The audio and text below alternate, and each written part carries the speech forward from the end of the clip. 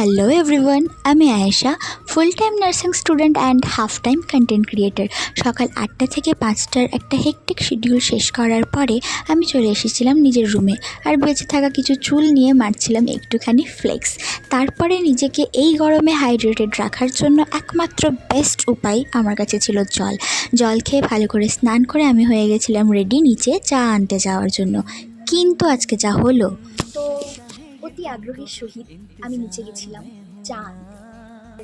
আজকে শুধু এইটা নয়, সাথে করে এইটাও নিয়ে গেছিলাম, কেন কি রাত্রিবেলার শিডিউলটা অনেক বেশি হেক্টিক আছে। আজকে অনেকগুলো কাজ আছে, এতগুলো অ্যাসাইনমেন্ট পেন্ডিং পড়ে আছে, ঠিক আছে। তো আমি ভাবলাম, বাঙালি মানুষ আমি, চায়ের থেকে বেশি এনার্জি আমি কোথা থেকে পাবো, তাই না? চায়ের থেকে বেশি এনার্জি কোথা থেকে পাওয়া যায় না। এটা যারা মানছে না তাদের আমি সাপোর্ট করি না, ঠিক আছে। এটা আমার, আর যারা মানছে তাদের আমার তরফ থেকে এতগুলো ভালোবাসা।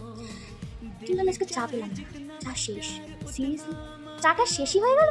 এরপরে মন খারাপ করে সমস্ত ঘটনা তানিকে বললে তানি হুট করে দেখে আমাকে চা দিতে চলে একটু আসে। বেশি করে দে, কম আছে, চা ছিল না, কতগুলো দিলাম দেখ। তানি থ্যাংক ইউ গরিবের ঘরে চা দেওয়ার জন্য। এরপরে তানির দেওয়া চা বিস্কিট খেয়ে আমি চলে যাই নিচে ইনস্টামার্ট থেকে কিছু অর্ডার আনতে, যেখানে ছিল আমার নিত্য প্রয়োজনীয় কিছু গ্রসারি আইটেমস। তারপরে চলে এসেছিলো একটা পার্সেল, আর এই পার্সেলটাও আমার জন্য নয়, তবে গত দিনে আমি একটা পার্সেল রিসিভ করেছিলাম, যেটা ভীষণই সুন্দর একটা পার্সেল ছিল। And it's a gifted parcel for me. আমার বার্থডের জন্য এটা আমাকে গিফট করা হয়েছে, আর ভীষণই থটফুল একটা বার্থডে গিফট, আমার খুবই পছন্দ হয়েছে।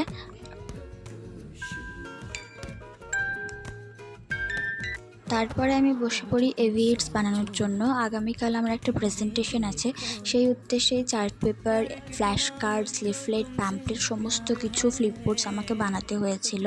তো আজকের দিনটা ভীষণই হেক্টিক ছিল। এই কার্ডগুলো বানানোর পর আমার একটু খালি খালি লাগছিল, তাই এর মধ্যে আমি একটুখানি ডিটেলস অ্যাড করে দিয়েছিলাম। আর তারপরে আমি এগুলোকে ভালো করে কালার করে এর মধ্যে যেটা headings, pharmacological management of organic brain disorder, সেটা ভালো করে লিখে নিই। আর এটা লেখার পরে আমি নিয়েছিলাম একখানা বাউলি ব্রেক। বাউলি শেষ করার পরে আবার ফ্লিপবুক বানানোর জন্য আমি ছবি আঁকতে বসে যাই। আর সবশেষে এটা ঠিক এরকম ছিল। সমস্ত কাজ শেষ করতে করতে প্রায় 12:30। 12:30টার পর আমার চোখ মুখের অবস্থা খানিকটা এরকম, তাই তাড়াহুড়ো করে কোনো মতে কেলগস আর দুধ দিয়ে নিজের ডিনারটা সেরে নাইট কেয়ার রুটিন করে আমি চলে যাচ্ছি ঘুমোতে। তো আজকের মতো এতটুকুই, দেখা হবে নেক্সট ব্লগে। টাটা।